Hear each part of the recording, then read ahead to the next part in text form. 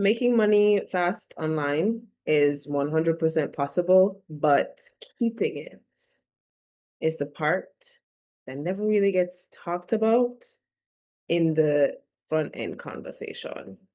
When we talk about all of these quantum leaps, like even just that phrase, y'all, I am so tired of that phrase. I'm not gonna lie to you, I have my beef. I have my beef. And triggering issues and biases around that phrase. I will be upfront about that and own that because I am just tired of seeing it. I'm tired of seeing it. And more importantly, I'm tired of what it represents and how people talk about it. Because people talk about this quantum leap thing as if it is the solution. Like, all you have to do is just make a quantum leap and you'll make all the money that you want in your business and you'll hit your financial goals and you will be able to do all of these things. And I'm just like, it's usually the wealth coaches, the money coaches, and the business coaches, and sometimes the life coaches, but not as much. It's usually the people who are talking about money who are using this phrasing. Or even like I've seen dating coaches talk about this before. Making a quantum leap into the love of your life or something like that. Like that phrasing. It Here's what it does, in my opinion, and a big part of the source of my beef and my with this word. Okay? Let me calm down. Woo! As a matter of fact, I'm gonna drink some water. Water is a good thing. Water break. Mm, praise the Lord for water. Calm myself down and express myself appropriately.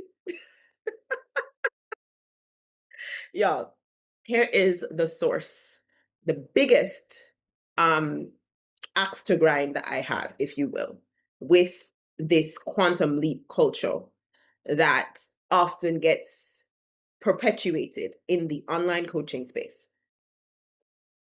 It is the idea around creating this thing that you desire quickly. And there's nothing necessarily wrong with that in and of itself, but it's all the things that are attached to it. For example, think about when in life you have ever seen someone need money or want money and want it in a short time frame. What kinds of decisions are they usually making? Are they usually making wise decisions? Are they usually making decisions that are supportive to the life they want to live and the people around them that they care about? Are they usually making decisions that will create outcomes that they can sustain? Nah, not usually. If you think about someone who's desperate for a partner or really wants to be married and they had a plan and they wanted it to be at let's say 27, like your girl. Y'all, I swore blind. I was gonna be married by 27. I was gonna start having my kids at 30. I was gonna have two. It's a good thing I'm not caught up on those kinds of things anymore. I really don't care. But there was a time in my life where I was so sure that that was going to be my life. But when you think about someone like that, or maybe you have been or are someone in that situation, and you think about the desire that you have that sits like an open wound in your heart. Like I felt it, y'all. I felt it, so I can speak to it both in terms of wealth and my desire to make money and in terms of a partner. Okay, and in terms of just belonging and community in general. The yearning that you feel is literally like this You know, the image that comes to mind, and forgive me for the grisly picture that I made, trigger warning. It's like those hands reaching out of the grave. Those creepy hands, like reaching out to the grave, trying to capture anybody that they can because anybody will do. It's just like, give me something. There is this deep, yawing, sort of yawning, sort of like desire. And it's raw and it's painful and it is so desperate that you want that desire to be fulfilled as quickly as possible. And from that place, are you making good decisions? From that place, are you moving in alignment with the life that you want to build? From that place, are you growing the skills that will allow you to sustain in a healthy, meaningful, and positively compounding way the desire that you want to receive? Can you sustain a marriage? Can you sustain financial abundance? Can you sustain friendship and community? Or will you like be a huge mess and hurt every single person around you and cause trauma and problems? It goes without saying that my stance on this is obviously no. You are not positioned to make good decisions when you are that raw around your desire. When you are so deeply yearning for the thing that you want to see in your life, that you want it right now, and you will do anything to get it and to get it yesterday. These are the people who end up saying yes to the quantum leap culture. And how do I know? Because I was one of them. And I'll tell you the truth, y'all, it never worked for me. I am sorry. I don't and then it becomes a thing of like, oh, something's wrong with me because I have never made fast money in my business.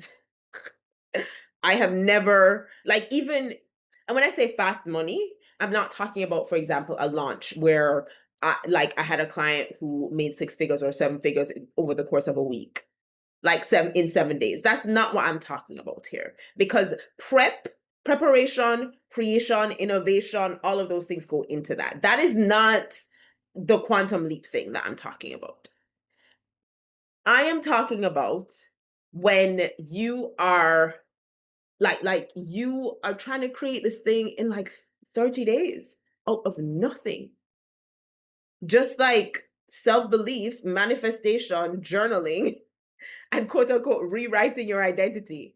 And what that tends to mean is that something is wrong with you if you didn't get the result. You didn't do it right. I can't rock with that. I cannot rock with that. I am sorry. I think that this quantum leap culture situation trains those of us who have that burning desire on our hearts for something that we wanted and we wanted it yesterday. I think it trains us to act on our worst impulses. And it creates an environment where we are making decisions that do not serve us. I've never made fast money in my business. I've never whipped up a sale just cuz with no intentional preparation and made money. I'm not saying you can't. Okay? I'm not saying that you can't. But what I am saying is that this whole idea, quantum leap into your next level, into your dream relationship, into six figures in your business. Like, bruh, I don't I don't think this culture talks enough about what it takes to sustain your result and your desire once you have it.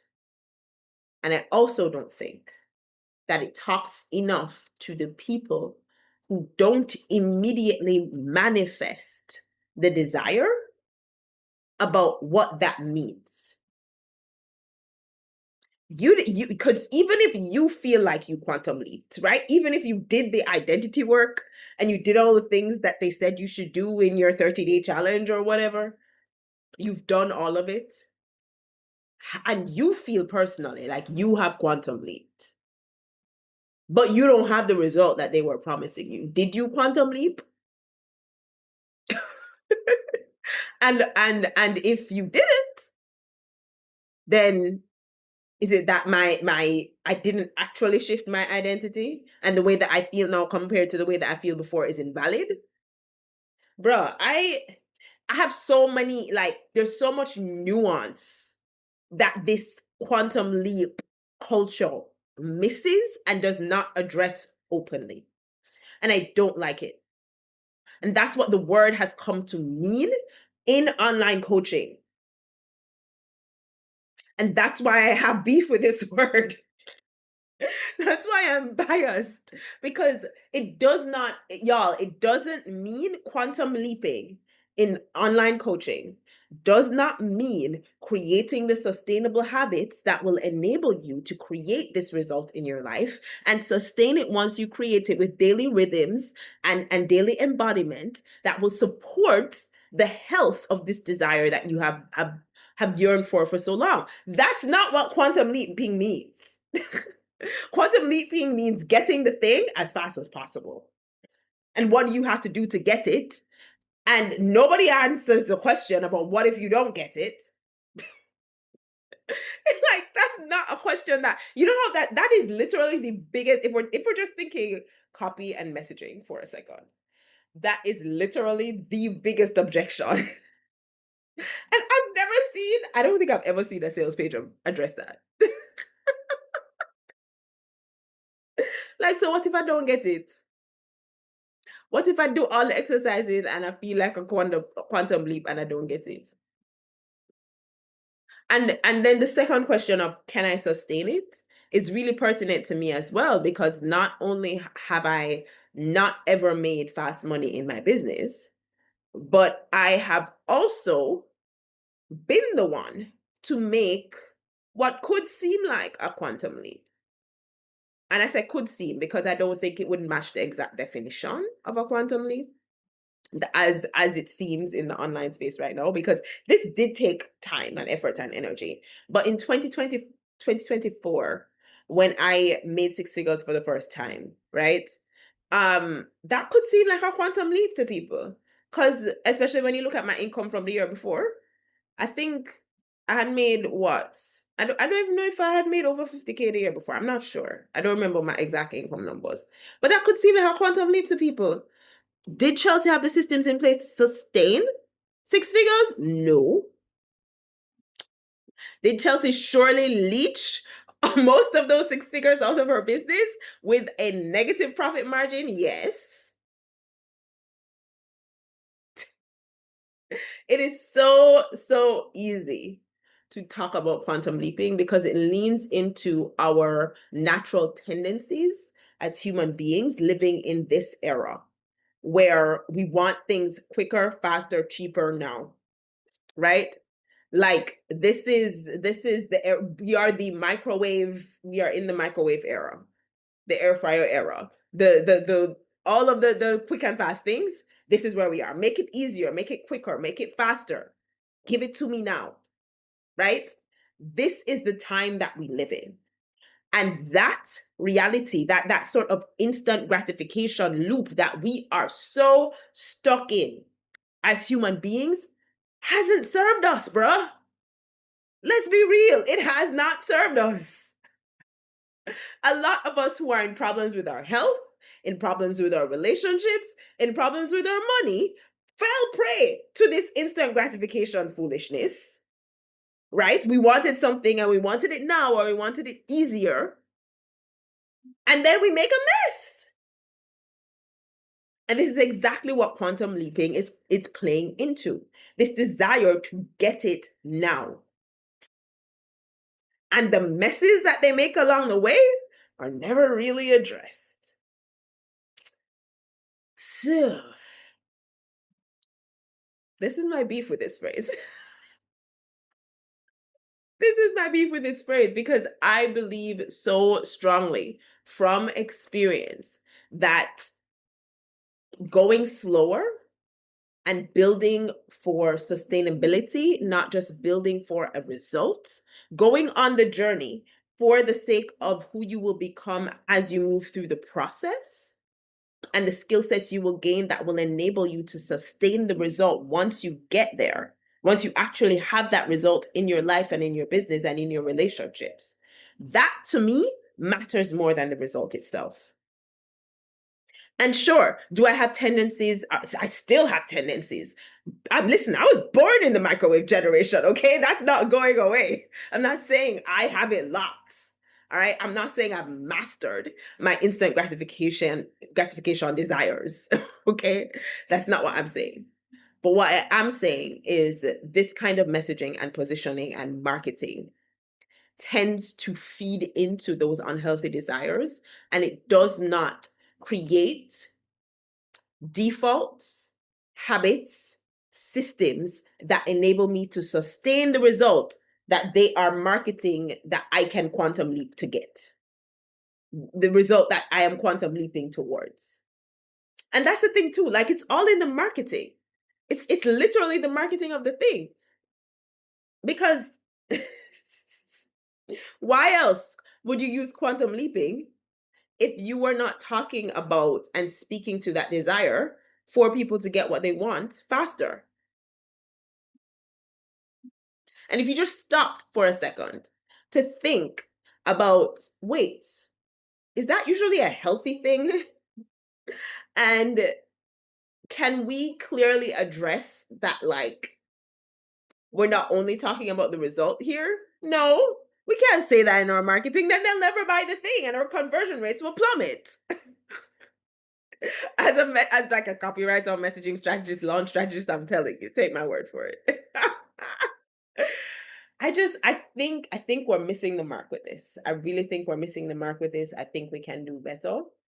And as I said, I do not believe that it is impossible to make fast money in your business. That's never what I'm saying. People do it every single day. My clients have done it. Like it's not an impossibility. But I do think that when we market the way that we have with the quantum leap messaging and culture, what we create are outcomes where people have trauma and where you get into a situation like we have now with the trust recession in the coaching industry where everybody's like, I've been duped, I've been played, I've been scammed. People have taken my money and not given me what they promised, and I didn't get what I paid for, and I didn't get the result I was looking for. And now I'm like, I'm not spending my money with any other coach unless or as long as, right? There's all these qualifiers that people have to spending now. And I'm not saying, don't get me wrong, I'm not saying people shouldn't be wise with their money. They absolutely should. But the sort of coaching industry trauma that a lot of people in this industry, customers, clients, and even like my peers and people ahead of me, a lot of the trauma that they carry could have been avoided if what quantum leaping actually meant looked very different. If it was more so about who you were becoming and it was not a quick 30-day program to get you to whatever results. If it was more about sustainability and equipping you with the skill sets to be able to sustain the thing that you are creating, and creating space for you to practice those skill sets so they become your default, that to me is what creates quantum leaps that you can sustain. Because at that point, when you gain the skill sets, when you practice the skill sets until it becomes a new default, right? At that point is is really when it makes sense for the thing to come into your life. When you are now in a place where you are actively integrating this into your life. That to me is healthy. But I don't know, maybe I'm just on my soapbox ranting. What do y'all think? Have you encountered the quantum leaping rhetoric before? How has this sat with you?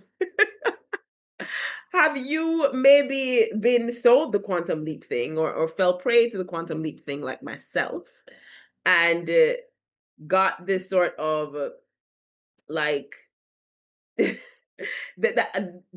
dopamine spike of feeling like I'm about to make it, right? And then you go through whatever they say you should do and you don't make it. Have you been in that position before? Because I have. It ain't fun. Have you been duped before? Have you felt like you've been scammed by a coach before who promised a result in a certain amount of time and you didn't get it? Talk to me in the comments. Let me know what you're thinking. Or feel free to DM me on Instagram as well. The link is available for you in the description box below. Um, Final disclaimer on this. I absolutely fully acknowledge that I am biased. And I fully acknowledge I wouldn't go so far as to say I'm carrying trauma because I don't I don't carry offense against anyone. Um More so it's about the phrase. And I side eye that phrase anytime I see it. And it usually means I'm not buying from you because you're not into the life that I'm building and you're not here for my long-term success. Um So, yeah. That's really that I have my own ish with that word. So this is me ranting on my soapbox about my ish with that word. And if y'all have ish too, I would love to hear what that's like for you. But I really do think at a fundamental level, our industry can do better. Our industry can do better. That's what I think. All right, y'all. So, like I said, let me know what you think in the comments. I'd love to hear your experiences with this kind of quantum leaping terminology. Thank you for joining me for today's video.